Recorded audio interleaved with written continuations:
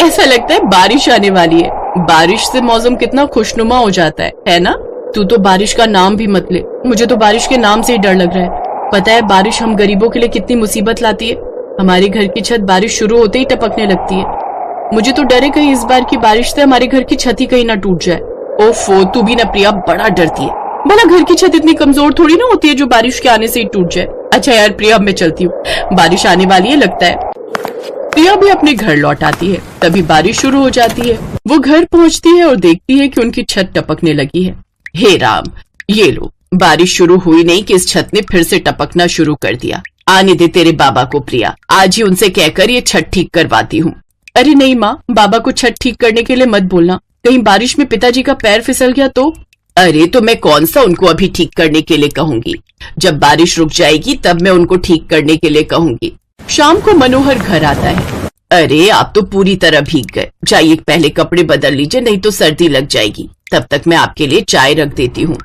मेरी छोड़ो, लेकिन ये बताओ, ये छत फिर से टपकना शुरू हो गई ना? हाँ, फिर वही हाल हो गया। अभी सारे घर में पोछा लगाया है। एक काम करो, जल्दी से चाय बना दो, उसके बाद मैं छत ठीक कर दूंगा। चाय पीते ही मनोहर बाहर सीढ़ी लगाकर छत पर जाकर छत की मरम्मत करने लगता है। लेकिन बारिश होने की वजह से छत पर फिसलन हो गई, जिस कारण उसका पैर फिसल जाता है और वो छत से नीचे गिर जाता है। उसकी आवाज सुनकर प्रिया और शांति बाहर आती है। हे भगवान, ये क्या हो गया? माँ, मैंने मना किया था ना बारिश में बाबा को छत पर मत जाने दो, अब लग गई ना चोट। अरे अब दोनों लड़ती ही रहोगी या मुझे अंदर भी लेकर जाओगी? जैसे तैसे वो दोनों उसे अंदर लेकर आती हैं। फिर प्रिया अपने बाबा की कमर पर मरहम लगाती है, जिसके बाद उसे थोड़ा आराम मिलता है। रात में वो तीनों अपने कच्चे घर में सो ही रहे थे कि तभी बादलों की गड़गड़ाहट होने लगती है और तेज बारिश शुरू हो जाती है। अब उनकी छत से हर जगह से पानी टपकने लगता है और उनके घर की छत का एक हिस्सा टूटकर गिरने लगता है। हे भगवान, ये क्या हो गया? ये छत तो लगता है गिरने वाली है।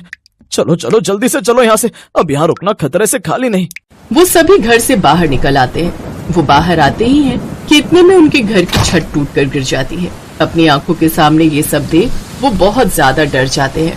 भगवान का लाख लाख शुक्र है जो आप हमें समय रहते बाहर ले आए, नहीं तो आज तो ना जाने क्या अनहोनी हो जाती। लेकिन इतनी मेहनत से बनाया हुआ हमारा घर आज टूट गया। कुछ समझ में नहीं आ रहा, अब हम कहाँ जाएंगे, क्या करेंगे, कहाँ रहेंगे। परेशान मत हो शांति, ऊपर वाला है ना, वो कोई ना कोई रास्ता ढूंढ निकालेगा। लेकिन अब हम इतनी बारिश में कहाँ जाएंगे जी? माँ, इतनी बारिश में यहाँ यूँ रुकना ठीक नहीं है। घर की मरम्मत हम बाद में करवा लेंगे, तब तक हम मेरी सहेली अमायरा के घर चलते हैं, उसका घर दूर भी नहीं है। सड़क पर घुटनों तक पानी भरा हुआ था। वो लोग उस तेज बारिश में भीगते हुए अमायरा के घर पहुँचते हैं। अमायरा जैसे ही दरवाजा खोलती है तो उन सबकी ऐसी हालत देख उन्हें जल्दी से घर के अंदर ले आती है। अरे आप सब तो बुरी तरह भीग चुके हो और इतनी रात गए यहाँ पर, सब ठीक तो है ना? प्रिया उसे सारी बात बताती है। उसकी बात सुनकर अमायरा को बहुत दुख होता है। वो प्रिया के मम्मी पापा को गेस्ट रूम में भेज देती है और प्रिया को अपने बेडरूम में ले जाती है। जो हुआ बहुत बुरा हुआ, लेकिन भगवान का लाख लाख शुक्र है जो तुम सबकी जान बच गई। और रही घर की बात, तो कुछ समय बाद घर की मरम्मत करवा लेना।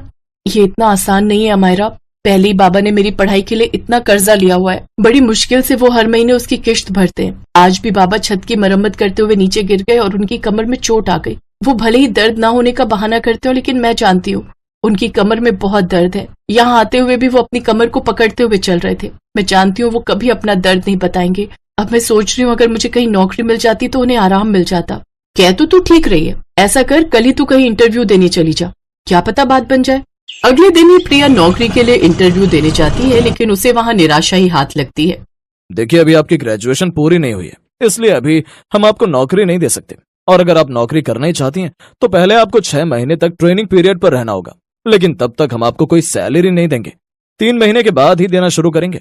लेकिन सर, मुझे पैसों की अभी बहुत जरूरत है, क्या अभी आप मुझे सैलरी नहीं दे सकते? नहीं, ये हमारे यहाँ के रूल्स हैं, और आपको इतनी ही नीड है पैसों की तो आप कॉल सेंटर में जाकर पता कीजिए, शायद आपको वहाँ काम मिल जाए। वो कॉल सेंटर में नौकरी के लिए जाती है, लेकिन वहाँ का माहौल उसे पसंद नहीं आता और वो वापस आ जाती है। वो जब वहाँ से लौट रही होती है तो फिर से तेज बारिश शुरू हो जाती है। वो खुद को बचाने के लिए एक पेड़ के नीचे खड़ी हो जाती है। ये बारिश तो थमने का नाम ही नहीं ले रही। तभी उसकी नजर एक ठेले पर खड़े भुट्टे वाले पर जाती है। उसके ठेले के आसपास लोगों की भीड़ लगी हुई थी। तभी उसके मन में एक विचार आता है, इस भुट्टे वाले की तो अच्छी खासी बिक्री हो रही है, जब तक मुझे नौकरी नहीं मिल जाती तब तक क्यों ना मैं भी भुट्टे ही बेचूं। वैसे भी बारिश का मौसम है, बारिश में सबको भुट्टे खाना पसंद होता है और मुझे तो भुट्टे की भेल बनाना भी बहुत अच्छे से आता है। माँ कहती भी है कि मैं बहुत अच्छी भुट्टों की भेल बना लेती हूँ, लेकिन ये काम शुरू करने के लिए पैसे तो मेरे पास है ही नहीं। घर आकर सारी बात वो अमायरा को बताती है। अरे तो तू टेंशन क्यों लेती है, काम खोलने के लिए तुझे जो पैसे चाहिए मुझसे ले लेना और जब तेरी कमाई अच्छी होने लगेगी तो लौटा देना। अगले दिन से ही प्रिया सड़क किनारे गर्मा गर्म भुट्टे और भुट्टे की भेल बेचने लगती है। भुट्टे ले लो, भुट्टे की भेल ले लो। भुट्टा? मुझे गर्मा गर्म भुट्टा दे दीजिए और मुझे भुट्टा भेल बनाकर दे दीजिए। बचपन में मेरी दादी बनाती थी, अब तो कई साल हो गए इसे खाए हुए। जी ये लीजिए। वाह क्या स्वाद है इस भेल में, इसे खाकर तो मजा ही आ गया। अब बारिश में बहुत सारे लोग घूमते फिरते उसके ठेले पर आते हैं और उससे भुट्टे और भेल खरीदने लगते हैं। उसका काम अब बहुत अच्छा चलने लगता है, वो खूब अच्छी कमाई करती है। अब वो कुछ ही महीनों में अपने पिता का सारा कर्जा चुका देती है, साथ ही अपने घर की मरम्मत भी करवा लेती है। ऐसे ही 9 महीने बीत जाते हैं। अब वो 2 भुट्टे के ठेले खोल लेती है, जिसमें से एक उसके माँ बाबा संभालते हैं और दूसरे को वो खुद संभालती है। फिर कुछ समय बाद वो अमायरा के पैसे भी लौटा देती है। तो सच में बहुत अच्छी दोस्त है मेरी अमायरा। अगर तूने उस वक्त मेरी मदद नहीं की होती तो ना जाने आज हमारा क्या होता। ये बात सुनकर अमायरा मुस्कुरा देती है और प्रिया को गले से लगा लेती है।